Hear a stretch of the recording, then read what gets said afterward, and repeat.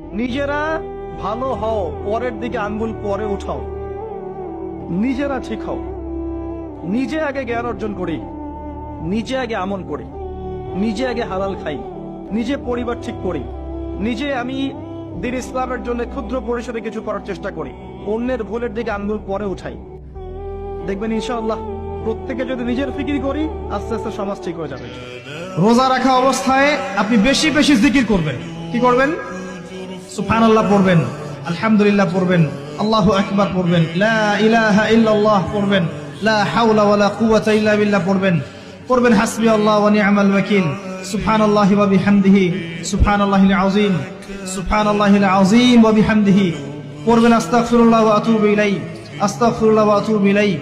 পড়বেন লা ইলাহা ইল্লাল্লাহ ওয়াহদাহু লা শারীকা লাহু, লাহুল মুলকু ওয়া লাহুল হামদু ওয়া হুয়া আলা কুল্লি শাইইন কাদির। পারা যাবে না ইনশাআল্লাহ? বেশি বেশি পড়ুন। আমার বান্দা রোজা রাখছে শুধুই আমার জন্য, আমি নিজেই তার প্রতিদান দেব। ডান কাদের ফেরেশতাকে যেন আল্লাহ বলে, ফেরেশতা পুরা রমজান আমার বান্দার নেকি তুমি লিখবা না, আমি লিখব।